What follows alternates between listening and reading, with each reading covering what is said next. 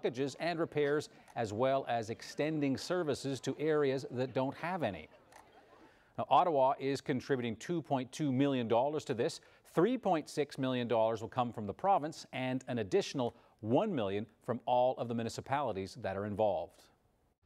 This collective work that we're seeing with the partnership with our communities, with our federal and provincial government, means that people have better access to good drinking water, access to better provincial infrastructure, wastewater infrastructure, making sure that our environment is front and center in the investments that we make.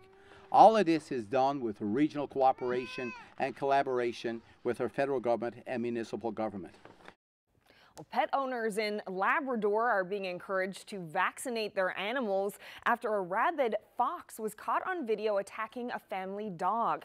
It happened in Rigolette on Friday. This video shows the fox viciously and repeatedly attacking the larger animal. Now, the dog wasn't badly hurt in this attack. The province is reminding people that rabies is common in wild animals in Labrador. Fortunately, this dog had already been vaccinated and was given a booster after the attack. Rabies is spread through a bite or scratch from an infected animal, and vaccinating pets is crucial to creating a barrier between wild animals and people. The conservation officer in Rigolette, David Wolfrey, shot that fox as it was charging him, and the carcass was submitted for testing and was confirmed to be positive for rabies. Don't approach the animal, obviously, and if it's coming for you, you have to take measures to protect yourself. If the animal does bite you, or you're bitten by a domestic animal that you're not sure if it's rabid or not, or may potentially be rabid, then you should seek medical attention right away. In Labrador, and particularly in Rigolette where this incident took place, the public health nurses over there who provide vaccination for the dogs and pets in the community, because there are no vets in the community, they are ready. They have more vaccines for the pets. They've put out information, so they are hoping to encourage the members of the community to bring in any of their dogs who have not been vaccinated recently or where vaccination's unsure, bring them in and they can be vaccinated and further encounters can be prevented. Now to a smaller creature that's also a problem. It's a nasty pest that's been destroying blueberry crops right across North America, and now it's in this province. The blueberry maggot has arrived on plants sold at Costco. The Canadian Food Inspection Agency has now issued a recall on those plants. Here now's Ryan Brockerville explains what these maggots are and why they're such a problem.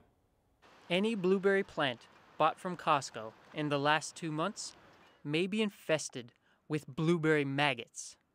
But what are blueberry maggots? Michael Murray from Murray's Gardens knows all too well about the dangers of pests like maggots. It's a larva or a maggot that gets inside blueberries and eats the pulp inside and destroys the plant or the fruit. They may be hard to see, but they can burrow way inside the berries. They lay their eggs in the new forming berries or flowers that are just about to be fertilized. And then that egg then hatches out a larva. And then that's the destructive stage, because the larva then eats out the pulp of the inside of the berry. Murray says there is cause for major concern about what this could mean for the wild blueberries here in the province. Tremendous risk. If this got out amongst the wild blueberry parts of Brigus or across the province here, we would have a decimated crop of wild blueberries. We'd have the spread of this problem throughout the wild stock that we have here. We would then force to get into extensive pesticide application programs that none of us wants to be involved with, drives up costs, plus the impact on the environment. The blueberry plants came from Quebec and were shipped without proper certification. Murray says governments need to be very careful and monitor all plant life brought into the province, so these pests don't make it here. There are certain insect problems that we're guarding against all the time. I think what really should happen here, like the Japanese beetle, which is a problem we don't have, is our governments need to be monitoring, as we're doing here in this nursery, to make sure that insect problems and pest problems don't establish themselves at our nurseries or in our gardens or in the wild around Newfoundland and Labrador. The blueberry maggot is well documented across North America since it was first seen about 100 years ago. But it hasn't hit this province yet, and Michael Murray hopes it won't. The most crucial thing now is for anyone who bought one of these plants to return it to Costco immediately. Ryan Brockerville, CBC News, St. John's. Now, as Ryan just told you, you should return the plants to Costco, and here's how you can do that. Return the plants in the original containers they were in and place them in a double bag. Now, if you've already transplanted them, you've got to dig them up, the root systems and all, the soil, and bring all of it back to Costco also in a double bag. Consumer insolvency numbers in Newfoundland and Labrador are now higher than during the 2009 recession. Numbers from Statistics Canada show that the number of people filing for bankruptcy continues to climb every month. But as Kate McGilvery explains, bankruptcy in this province might not look exactly how you would expect.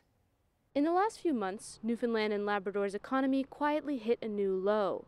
More people are filing for insolvency now than in 2009, the year of a major recession. But as licensed insolvency trustee Sean Stack explains, that doesn't mean people are going bankrupt. The statistics show that we're at or near record insolvency levels for the province. But the interesting thing is the number of bankruptcy filings is actually decreasing because more and more people are doing these consumer proposals under the Bankruptcy Insolvency Act. A consumer proposal means that you still have enough income or assets to make an offer to your creditors. That means you might have the house or the car or the boat, but you just can't make your payments. There's more people who you might consider to be middle class who are really feeling the pinch of just everyday expenses and mortgages and children's programming and all these different things that bear a huge burden on people's finances.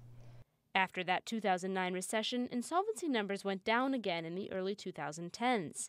It wasn't until after 2016 that they began to climb again. Around the same time that oil prices bottomed out, mining slowed, and work on the Hebron oil project began to wrap up. Now, with a multi-million-dollar hydro increase looming, Stack says he's not optimistic about improvements anytime soon. As we can see from the numbers, people don't have a lot of wiggle room in their daily budgets or monthly budgets, and increasing these hydro prices is really going to put an additional burden on people, so they'll have less discretionary income, and if they have less discretionary income, then they're not out in the stores, and then the stores suffer while they also have increased costs. Stack says not to expect a sudden boom of insolvencies when electricity prices go up. Instead, he anticipates a slow trickle-down effect that impacts the economy for years to come. Kate McGilvery, CBC News, St. John's. A fundraiser is being held tonight in St. John's for a St. Anthony's man whose girlfriend was injured in Toronto's Danforth shooting last month. Danielle Kane was shot while trying to help victims of that shooting, along with her Newfoundland boyfriend, who happens to be a nurse. His name is Jerry Pinkston. He was on Here and Now. Fort Amherst Pub's owner, Evan Bursey, wanted to do something to assist the couple. Here and Now's Jeremy Eaton is at that restaurant. Jeremy. So the event is called Dining for Danielle. Now, Jerry Pinkston, before he became a nurse, worked in the service industry, and him and the owner of this restaurant that we're in, the Fort Amherst Pub, they worked together down at Blue on Water in 2013.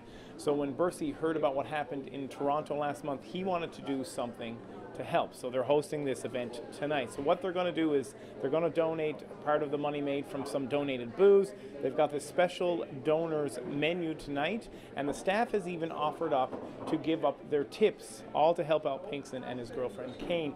But that's not all they're doing. Bursey says all month long people can stop by here and make a donation if they wanted to help out, and at the end of the month they'll donate all that money. Now Bursey is hoping that he can get Pinkston via Skype later tonight so that Pinkston himself can thank people for coming out.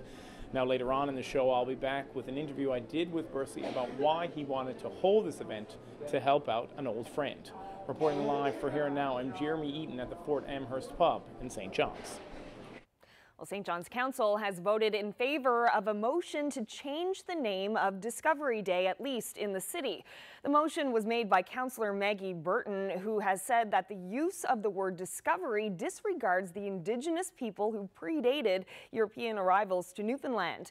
In St. John's, it'll now be referred to as St. John's Day. Now, Discovery Day is a designated provincial holiday and falls on the first Monday after June 24th to coincide with the arrival of explorer John Cabot on the island in 1497. Now, the province still has the final say in the name of the provincial holiday, and the motion calls on the provincial government to make the change. Premier Dwight Ball said in a statement last month that he was open to discussing a change in the name if they're approached by Indigenous organizations to do so. One night I was out rowing a little bit later and the water was just rich with this luminescent plankton. 2,000 miles, 2 oars, 1 dream. A high school teacher's record-setting row across the Atlantic.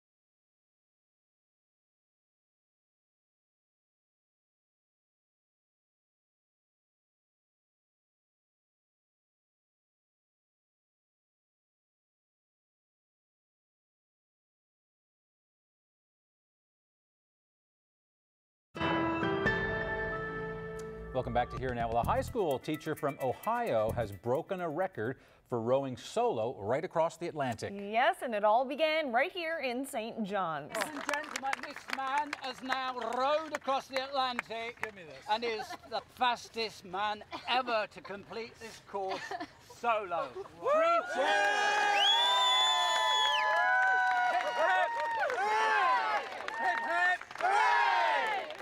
Well, that's Bryce Carlson, right? He spent 38 days, 6 hours, and 49 minutes alone in a boat before landing in the UK on Saturday, and that earned him a world record for the fastest unsupported row across the North Atlantic. Carlson says a decade of competing in endurance races prepared him for the physical and mental toll. He hopes others will see his story of a normal guy doing something great and feel inspired. I set out to have an adventure, to share that adventure with the world. I had some very strong winds coming directly out of the south. And because I was getting closer and closer to England, maintaining my course was becoming more and more critical. I had 13-foot swells and 6-foot waves. I'm rowing, I have waves crashing over my shoulder. Several times waves knocked me off my seat. That was a very, very stressful day. One night I was out rowing a little bit later and the water was just rich with this luminescent plankton. And I was listening to some dance music, and every stroke that my blades hit the water just lights up with these plankton. So it felt like I was in this like dance club where I'm out. I'm a little bit disoriented. Great, with great music and lights, and I think that was a really fun, special moment for me. Oh, it's amazing. Well, Bryce, on top of the water, let's go into the water right now. When it comes to learning how much cod is caught in the recreational cod fishery, as you can imagine, it's pretty hard for scientists to track. There's no licenses are issued and no logs are kept. No, so again, this year DFO has hired some students as part of what's called the Citizen Cod Project. Here now's Peter Cowan spoke to some of them today.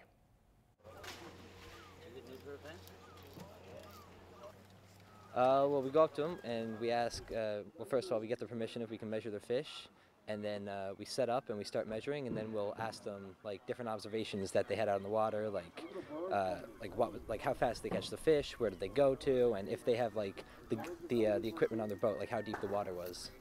What sort of response do you normally get from people? Well, like people love to measure their fish for sure, because like, especially if they have a big fish too, because I mean, they kind of get bragging rights about it. It's completely voluntary. Most people who are out on the wharves are excited to get their fish measured. There's always a bit of a competitive nature around fishing where people want to know, do I have the biggest fish of the day, or do I have the biggest fish that you've seen so far? For example, on Saturday, someone brought in a 108 centimeter fish in here at St. Philip's, and they were pretty excited about that. I think that's the current standing record. We want to learn as much as possible about the removals from the stock so we can find out more about the health of the stock. And there's a large model that we use to calculate the stock size of the entire stock of cod around the island. And the best way to do that is to find out all sources of mortality, whether it's commercial fishing, natural mortality, and also recreational fishing. So we have students in 14 different communities, and we're also developing a form that people can fill out online. It's completely voluntary, and they can give us more information about how many fish they caught, how long they were fishing, and they can also measure the fish themselves and submit that information. This is my second summer at this now, and yeah, it's probably one of the best summer jobs you could have. What do you like about it? I just like the atmosphere mostly, and being able to talk to people. I'm a very much so a people person, so I get to communicate a lot with lots of different people, and I mean, there's nothing wrong with standing outside on a beautiful wharf for 8 hours a day. I could do it for every day for the rest of my life, really. There's nothing wrong with it. It feels kind of accomplishing. Like it's cool. It's really cool. It's yeah, feels like you're doing something good, for sure. Happy summer, students. Yeah. Now, if you're curious, the students, believe it or not, will not snitch on you if you happen to have gone over the limit of 15 fish per boat. And the students say usually people are more upset if they're found to be under the limit, so that they could actually have caught more fish. Okay, well, in total, last year, the students measured more than 26,000 fish. A lot of fish. So there's a fundraiser tonight here at the Fort Amherst pub to raise money for a victim of a shooting in Toronto last month. I'm going to speak with the owner to find out why he wanted to do this. That's coming up.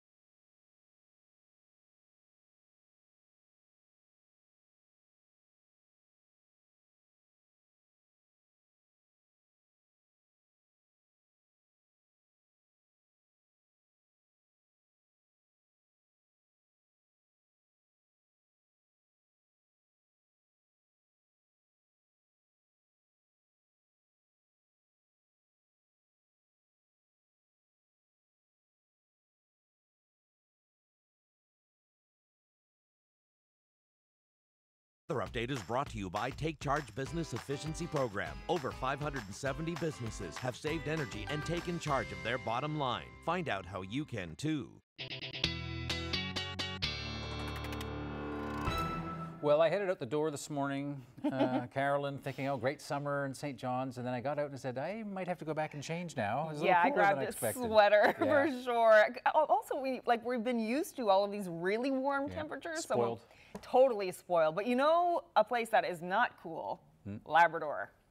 We actually have a heat warning in place for parts of Labrador. It's still in effect right now for the Makkovik area, Upper Lake Melville, up through Churchill Falls.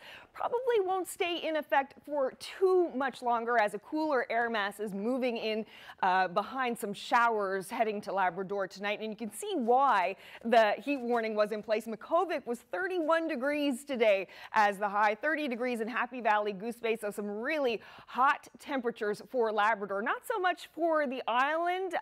In the west, yes, 26 degrees there for Corner Brook, but St. John's only got up to a high of 19 degrees today. So right now we do have some showers over the Burin Peninsula and a little bit over the Avalon there. So that's going to bring some rain to those areas tonight. Not a whole lot. The west coast as well, looking at a few showers overnight tonight. And we do have some showers working their way across Labrador. And with that is going to come the cold air behind it. So tonight we're looking at about 2 to 4 millimeters of rain on the Burin Peninsula, but could be upwards of 10 millimeters in some localized heavier downfalls, about 5 millimeters for the Corner Brook area, so not a whole lot of rain. A chance of thunder showers, though, for Happy Valley, Goose Bay, and Labrador City overnight tonight, and some much cooler temperatures as well. So as you start your day tomorrow morning, and thank you, Rod Power, for sending in this pretty photograph. St. John's is going to start off with 16 degrees and a mostly cloudy start to the day. A chance of some lingering showers for the Burin Peninsula,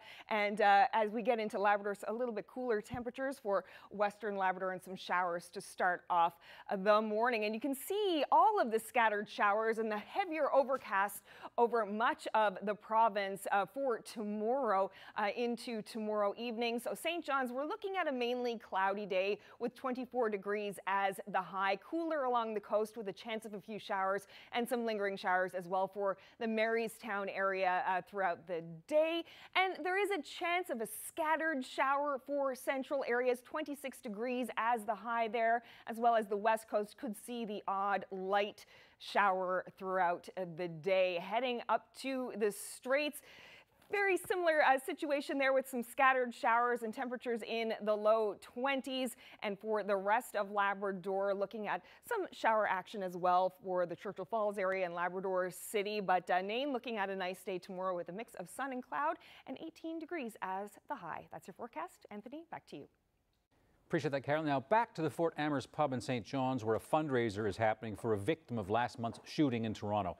The restaurant is hosting an event called Dining for Danielle to raise money for the girlfriend of a man from the Northern Peninsula. Here now, Jeremy Eaton is there. Jeremy, let's get back to the root of the story. Why did the owner of the pub want to actually do this? Evan Bursey worked with Jerry Pinkston in a downtown restaurant back in 2013. Now, when Bursey heard that Pinkston's girlfriend, Danielle Kane, was shot trying to help victims of the shooting in Toronto last month, he wanted to do something to help. Now, we were hoping to interview Bursey live on the show, but the restaurant here behind us is starting to fill up, and he said he just doesn't have time. But I did catch up with him earlier this afternoon, and he explained why he wanted to host this fundraiser.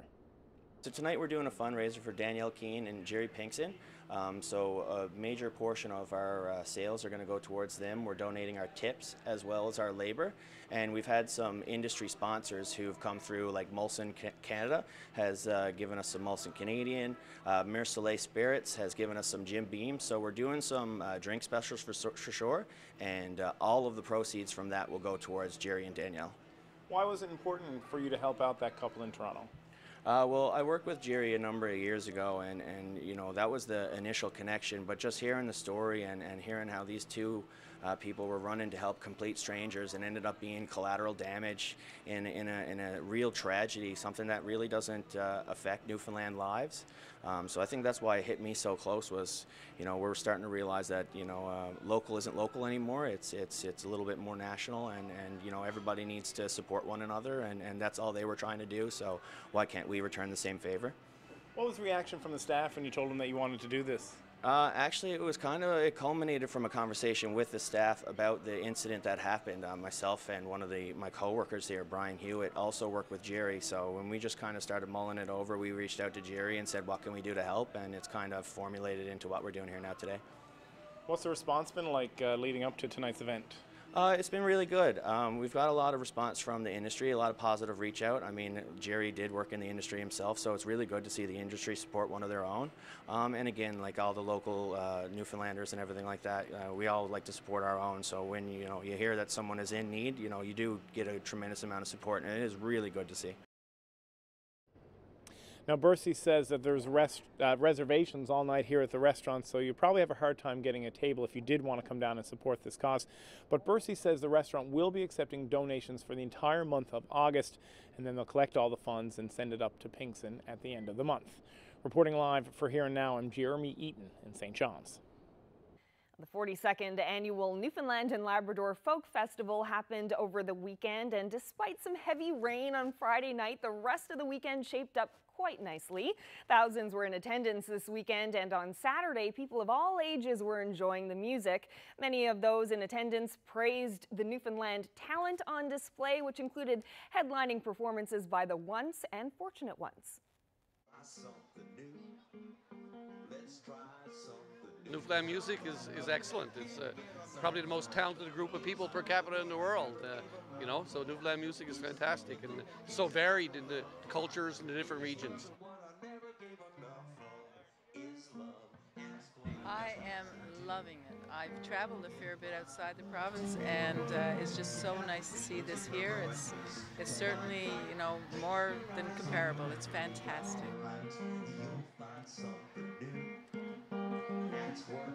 Yeah, it's really fun. Tell me, describe to me what you've been doing. Eating pretzels and snow cones and listening to music. Well, I'm probably going to go see Fred Penner in a little bit because that'll take me back to my childhood personally. And yeah, just sort of exploring around. There's such a cool diversity of music here, so it'll be fun to see what's on the go. Well, not everybody is going to find a Maud Lewis painting in their attic or basement, but you might actually have a valuable painting and you don't know it. Coming up, how to separate treasure from trash.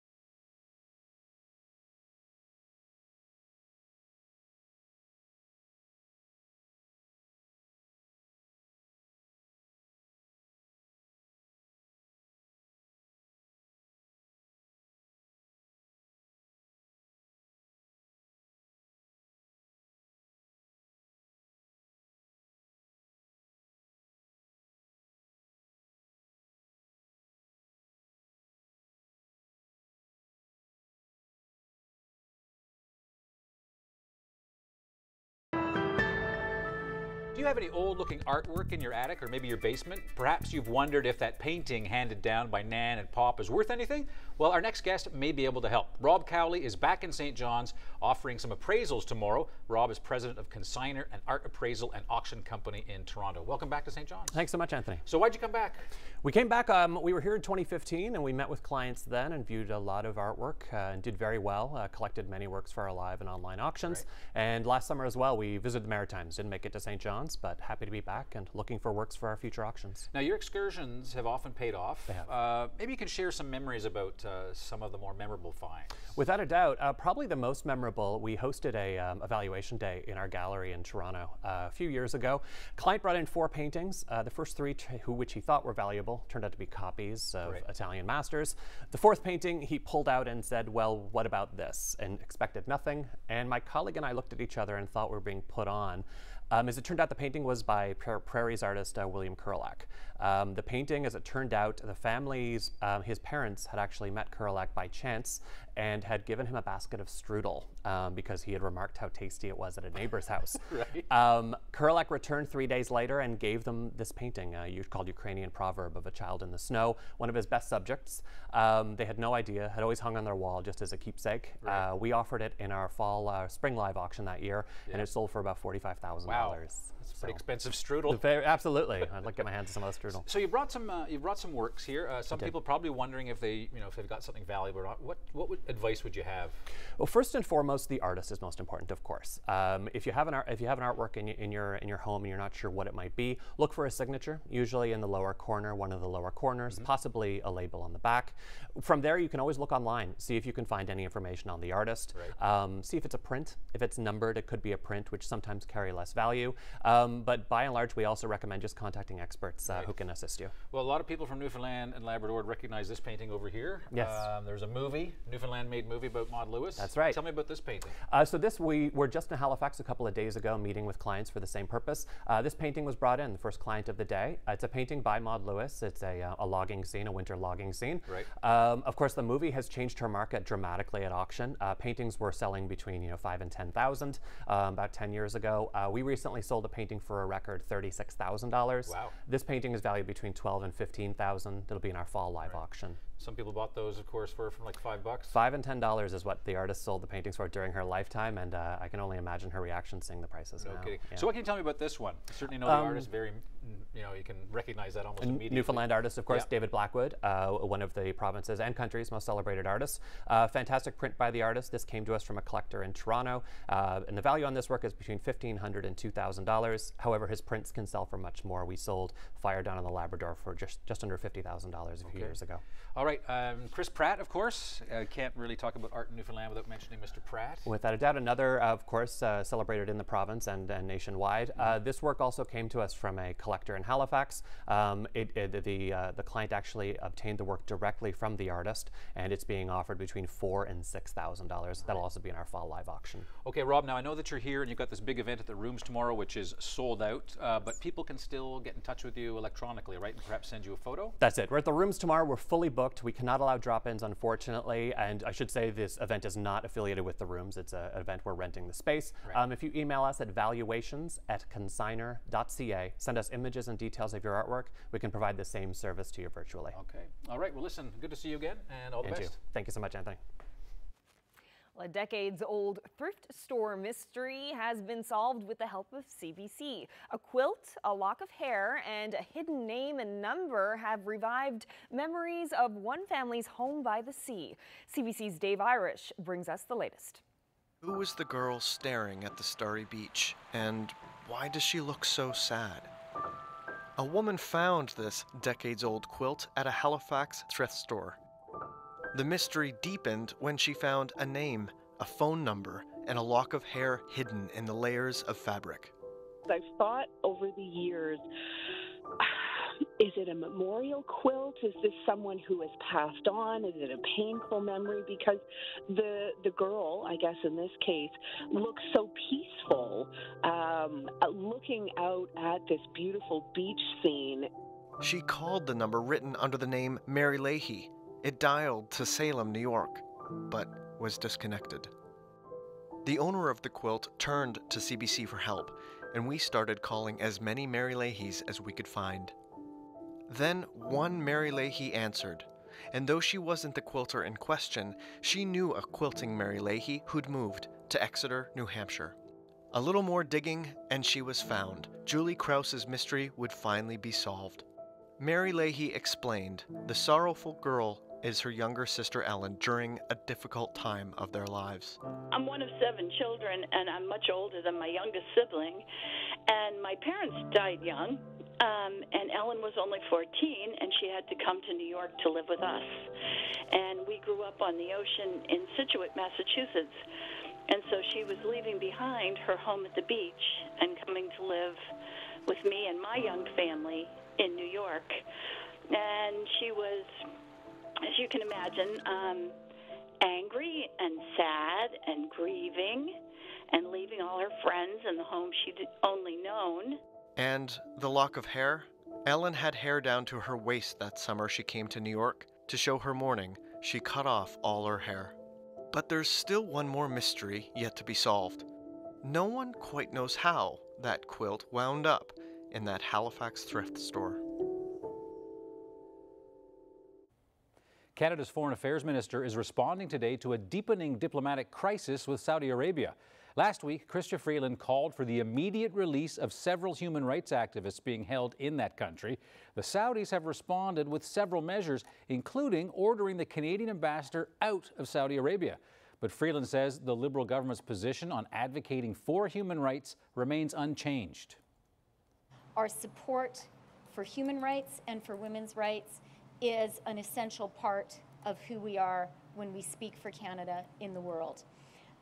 When it comes to the broader relationship with Saudi Arabia, our diplomats have asked procedural questions today, and we're waiting for answers on how Saudi Arabia intends to go forward with the relationship.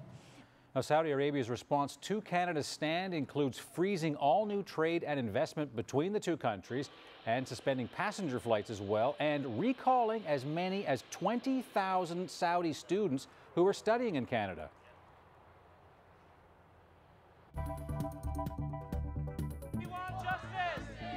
I really feel helpless and at the same time enraged that I'm not there. Just ahead, why dozens of Memorial University students are protesting road conditions in Bangladesh.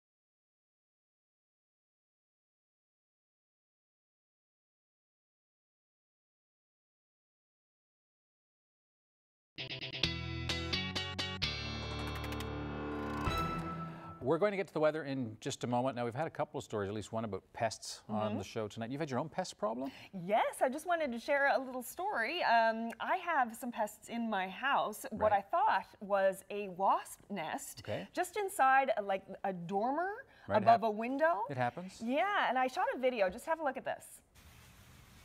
So yeah, you can see kind of in the corner, it was a really tough spot to reach, and we drilled in to have a look with this camera, and instead of finding wasps, we found honeybees. Just look at that. Carolyn Stokes Honey Factory. I know, right? Coming to jars to you soon. So I wasn't really sure that they were honeybees, and I posted this video on Twitter, and Paul Dinn from Adelaide Bee Farm sent me an email and said, look, those are not wasps, those are honeybees. So now we have a big project ahead of us. What are you going to do? Try to get the bees out safely because they are precious creatures. So Paul and his wife Brenda, they're going to come by in a couple of days, and I guess we're just going to have to tear open the dormer. And you're gonna pick them out one by one and get them a nice home, right? Because if they were wasps, they'd be toast by now. Oh right? boy. Yeah, I'm not a fan of wasps. So honeybees, they're great, you know, they're also precious in the world right now. Their populations are declining in so many places. I have a feeling you're watching part one of what's going to be an incredible saga as these bees are removed. So we'll see how. Yes, stay tuned. We'll see how it plays out. But for now, let's see how the weather is going to play out. Have a look at our long range, starting with the current temperatures. You can see it's still really hot in Labrador at this hour. Makkovik, the hot spot, at 30 degrees, and you can also see why there's a heat warning still in place for Makkovik and the Upper Lake Melville area through to Churchill Falls. Now that probably will not be sticking around for very much longer. It might even be ended by the time we're off the air tonight, because there is some cold air that's coming in behind some of these showers that are pushing through Labrador tonight. Looking at some shower action along the Burin Peninsula as well, and some showers along the west coast overnight tonight into tomorrow. Looking at another cloudy day with scattered showers all over the province and in Labrador. For St. John's, we're looking at a mainly cloudy day and 24 degrees as the high. Warmer in central areas, 26 degrees with some scattered showers throughout the day. And for Corner Brook, 28 degrees as the high with some showers there as well. For the Labrador area, Cartwright looking at 22 degrees with some showers tomorrow. So yeah, it's going to be kind of on and off showers throughout the day in many places, and temperatures a bit cooler there in Labrador as well. So Tuesday night, some heavier showers pushing through the southeastern part of Labrador as well as the northern peninsula. Overnight should be clearing off throughout the day tomorrow. Still looking at some cloudy skies and some scattered showers for some areas. So on Wednesday afternoon, looking at showers for central areas, sun and cloud for the Avalon, St. John's vicinity, and showers on the west coast, 24 degrees as the high. Much cooler in eastern Labrador on Wednesday afternoon, 17 degrees as the high there, and 21 degrees in western Labrador. So pushing ahead Wednesday night into Thursday, more shower action on the way. Thursday evening, here we are. So some heavier showers Thursday afternoon starting. Most of those showers should be in the evening hours on Thursday, but we do have a chance of showers for central areas, 24 degrees, cooling down for the St. John's area, 18 degrees there on Thursday. Western Newfoundland looking at 24 with some of those showers, and a mix of sun and cloud for eastern Labrador. So for the long range forecast for your 5-day on Friday, we should be getting more of those showers in the east, and temperatures holding steady at 24 degrees. Perhaps a cloudy day coming on Saturday, as well as for central areas on Friday, looking at those showers as well. Pretty much everyone is going to get a taste of these showers, the system that's moving in on Thursday night into Friday. So for eastern Labrador as well, temperatures in the low 20s for most of the week into Friday and Saturday. Some showers there, as well as for western Labrador. So that's your forecast. Anthony, back to you. Thanks. For now to international news with local connections. Bangladeshi immigrants now living in Newfoundland are speaking out about what's happening back home. Thousands in the capital city of Dhaka are protesting road safety after 2 students were killed last week when a pair of buses smashed into them. This weekend, many of those protesters were injured after Bangladeshi police fired tear gas and pummeled protesters with batons. Yesterday, about 40 people gathered at Memorial University in St. John's to protest the treatment of their peers back home. Show the people in the international community what's happening in our country. We all wanted to let everyone know. As you heard, there has been a media blackout, there has been internet speeds reduced so that people don't know, and we're reaching out to the international media, we're reaching out to YouTubers, we're reaching out to celebrities so that they can carry our message. And the message is as simple as getting safer road, not a safer road, we just want a safe road. There was not a safe road in the first place. My 16-year-old sister, my 8-year-old sister, we could have been there.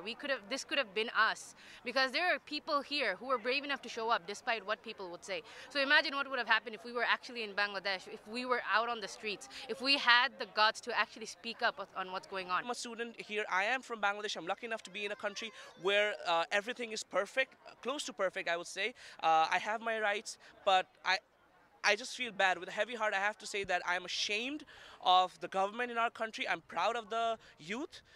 Being an international student, not being in my country where my friends, my classmates, people younger than me are on the road fighting against the corrupt system that's going on in our country, I really feel helpless and at the same time enraged that I'm not there to stand there with my people. So this is the least we could do. This is the least we all have done. Well, a British Columbia woman who flew bombers and Spitfires over Europe during the Second World War is sharing her stories of life in the skies.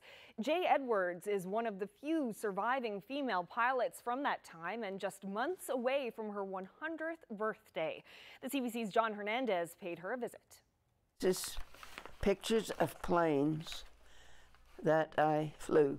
There's nothing but blue skies in Jay Edwards' rear view mirror. The memories of Spitfires and Hurricane fighters seem like a lifetime ago.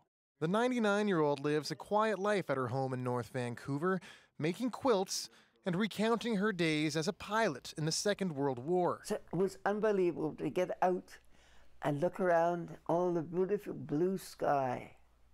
Nothing but blue sky. Well, the odd little white puff.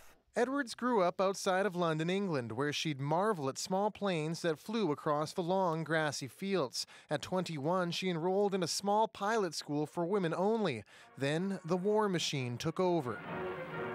It was in '39 that I got my license. It arrived the day after war was declared. During World War II, women weren't allowed to fly under the Royal Air Force, but with qualified pilots in short supply, she was recruited by Britain's Air Transport Auxiliary. Her job?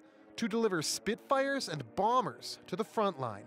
In total, just 168 women were recruited by the ATA, compared to nearly 1,200 men. They were called the ATA Girls, and they ferried planes from factories and airports to military airfields. The pilots would be amazed. This new bomber would fly in, big 4-engine bomber, and a single pilot would get out, and a little 5-foot-high woman would be flying. They were amazed. Edwards doesn't consider herself a pioneer, just a woman with a short-lived opportunity.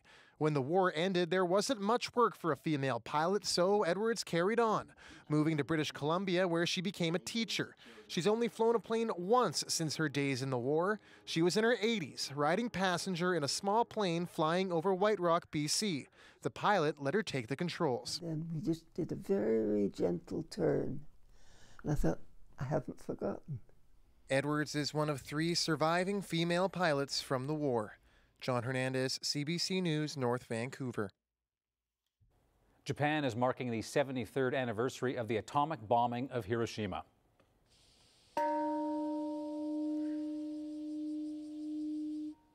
This year's ceremony heard calls for a nuclear-free world. The attack on Hiroshima in 1945 took 140,000 lives. Another nuclear bomb was dropped on Nagasaki 3 days later. Those 2 raids led to the end of the Second World War soon after.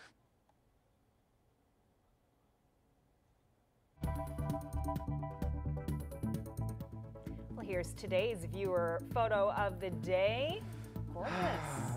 Oh, that's, oh, I know it. That's, Mirror pond. Good guess, Anthony, but no. I'll let you know where this shot was taken after the break.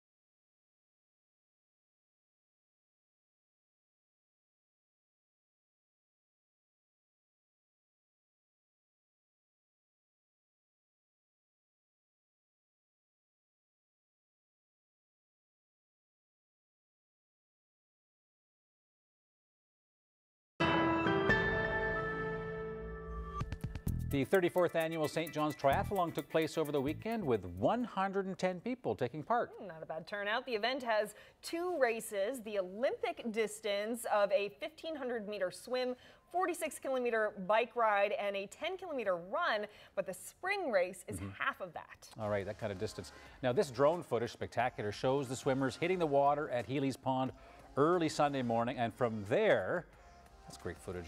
Riders cycle around Windsor Lake before running through Portugal Cove St. Phillips. Okay, Tyler Cole won the male Olympic distance. Steph Nevin was the quickest female. In the spring version, Todd Puddicombe won the men's race with Heidi Perry right behind to take the women's race. And in case you're wondering, I know some of you are, Here and Now's very own Jeremy Eaton lumbered across the finish line in 35th place for the Olympic distance. So that's quite something, running like a guy with a piano on his back. I give him a hard time. Actually, he improved his personal best by more than 10 minutes. So way to go, Jeremy. Oh, nice work. All right, so let's have a look at our viewer photo of the day. Just a beautiful shot. Really nothing distinguishing about it that can indicate where it was taken, but it was in the Big Land. Where exactly? Well, I was told at a small lake in the Happy Valley Goose Bay region.